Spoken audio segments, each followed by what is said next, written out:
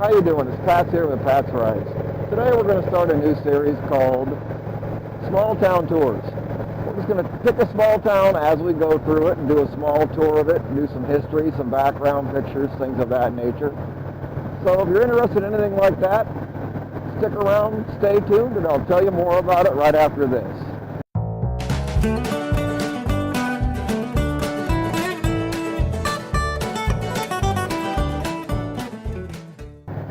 Welcome back. Our first town of the new series of Small Town Tours is going to be Haysville, Ohio, located just outside of Ashland, Ohio.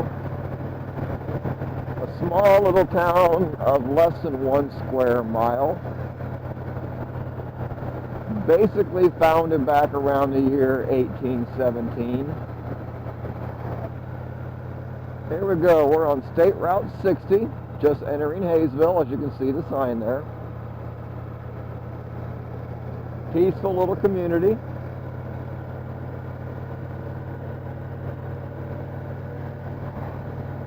It does have a couple things of fame in it.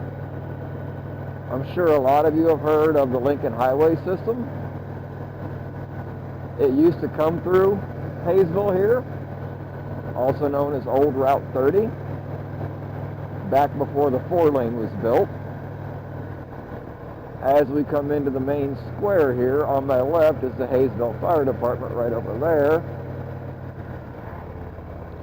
Oh, looks like we might be doing a car show today. Slugbug White.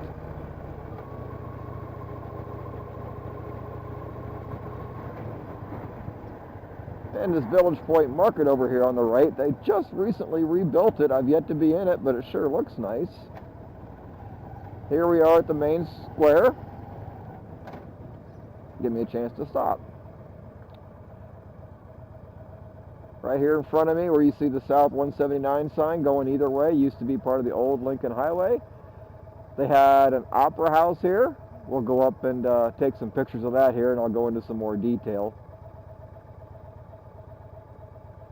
They have their own post office still, which is getting harder and harder to find in these old small towns. We will go up here straight through town and make a U-turn and come back. See you in a minute.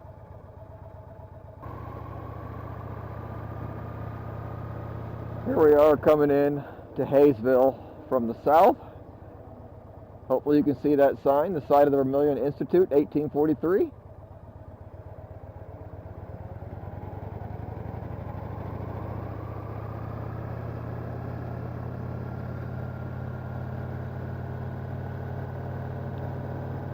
We are going to go up here, get off the bike, and we'll talk about the Opera House a little bit.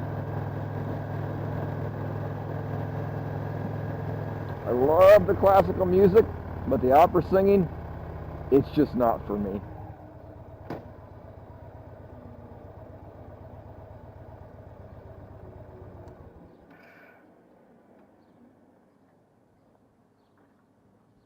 Haysville Townhall and Opera House. This building was a center of community life from the time of its construction in 1886 to the late 1930s. Once common, such combinations of governmental offices and commercial and entertainment space are today rare.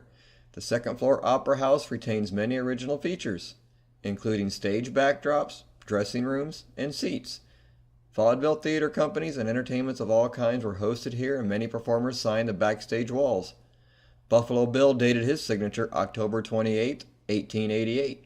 Along with village offices, first floor tenants have included the Vermillion Township Trustees, the Eddie Stover Hat Shop, and the F.L. Smith Watch Repair and Jewelry Store. Haysville citizens approved the hall's construction on April 18, 1884 by a vote of 100 to 13. Contractor Samuel Craig completed the building 2 years later at a cost of $4,852.20.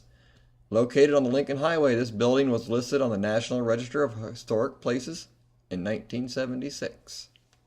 I hope you can see the sign by the 179 South sign, but it's a historic Lincoln byway, like I mentioned, coming into town.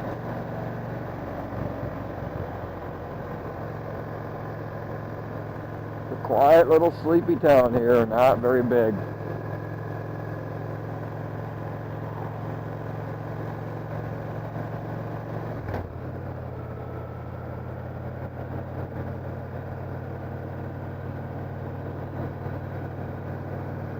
There's your Vermillion Institute.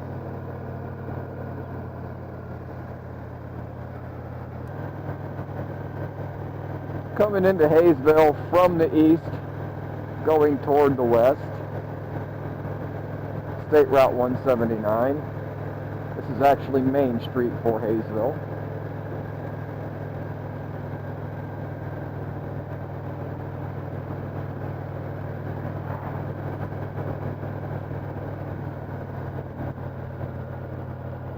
Right there is the Vermillion Institute. The Vermillion Institute in Haysville was a co-educational school that during the mid to late 19th century was a preeminent center of higher education that trained people who became prominent in various professions. At one time, it was a rival to Oberlin, Kenyon, or Denison. Founded in 1843 as one of the first institutions of higher education in north central Ohio, it was chartered by Ohio legislature March 4, 1845. Originally Baptist, but became Presbyterian affiliated. Its cornerstone was laid July 4, 1845. Future U.S. President Rutherford B. Hayes was said to have attended the dedication, music for which was provided by the Dromesville, Ohio Band. It was built by Edwin Hubbard and its design is credited to Ashland native Ozias S. Kinney, who later was an architect in Chicago. I love old buildings and architecture. We just don't do that anymore. Lemuel Bolter was the original owner of the land that the village of Haysville was formed. Bolter sold his interest in the land to Linus Hayes. The first settlers came to Haysville area in 1817. A post office for the settlers were established in 1827 at Hayes Crossroads. Haysville is laid out in Vermillion Township and plots were recorded in Mansfield, Ohio on October 26, 1830. Hayes Crossroads was later renamed Haysville. The village of Haysville was incorporated in 1849. Whoops. And here's the other end of town. Got a little old 30-end restaurant here.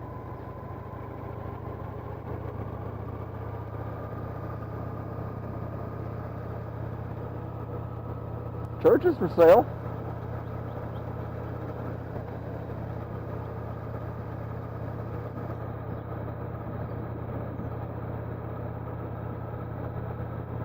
And believe it or not, we actually have a business up here, a little factory. It's such a tiny little bird, basically.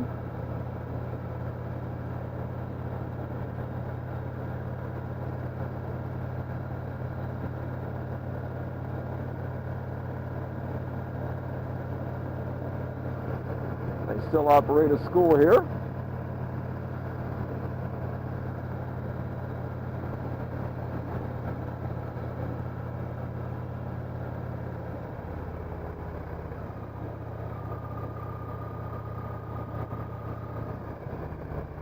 Custom hoist.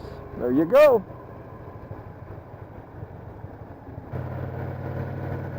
Now I won't be able to tour every single town as thoroughly as I've done this one. It's based on their size. Like I said, this is 3/4 of a mile square, according to Wikipedia.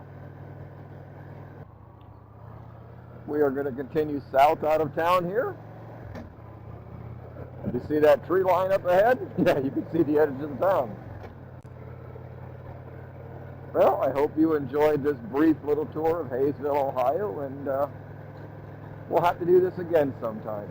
Thanks for watching. If you like any of my videos, please hit that subscribe button and the bell icon for notifications. Talk to you later. Bye.